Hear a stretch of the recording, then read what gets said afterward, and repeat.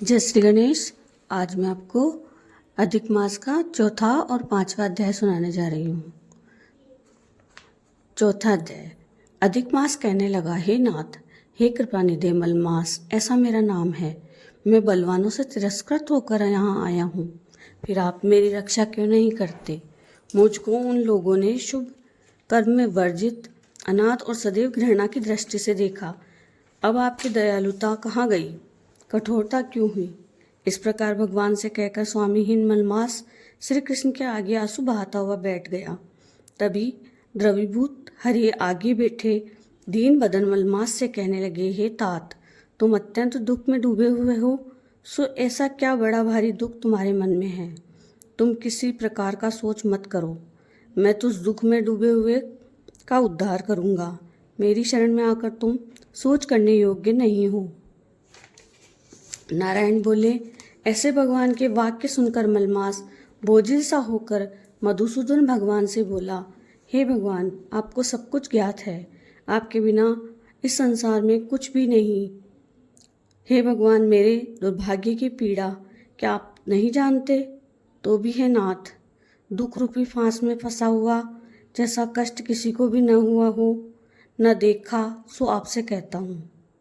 क्षण, लव, मुहूर्त, पक्ष, मास और दिन रात्रि अपने स्वामी की आज्ञा से सदा भय रहित होकर आनंद करते हैं, परंतु मेरा न कोई नाम है, न कोई मेरा स्वामी, और न ही कोई मुझे आश्रय देने वाला। इसी से सब देवता ने मेरा निरादर किया है और शुभ कर्म में ये मलमास वर्जित है। ऐसे सदा अंध परंपरा से कहते हैं, इसलिए मैं मरना चाहता हूँ, जीना नहीं चाहता। हे नारद, मैं मरूंगा, मैं मरूंगा, इस प्रकार बारंबार कहकर मलमास शांत हो गया। चौथा अध्याय समाप्त।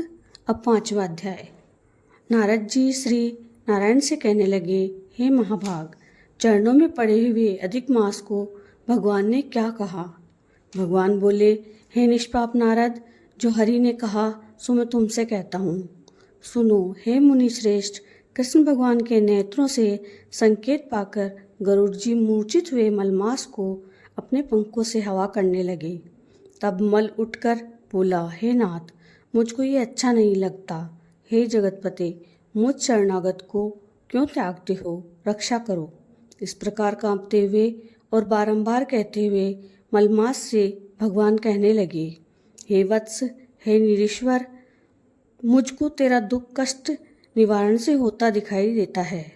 तू सोच मत कर, उठ, योगियों को भी दुर्लभ ऐसे गोलोक में मेरे साथ चल, जहाँ गोपीगणों के बीच में बैठे हुए दो भुजा वाले, मुरली हाथ में लिए, नवीन मेघ के समान श्याम रंग, कमल सदृश नयन वाले ऐसे ईश्वर श्री कृष्ण भगवान रहते हैं। श्री कृष्ण भगवान गोलोक में तेरे दुख को दूर करेंगे, चलो वहाँ पर चलते हैं। श्री नारायण कहने लगे कि इतना कहकर हरि भगवान मलमास का हाथ पकड़कर गोलोक को ले गए। जय श्री गणेश।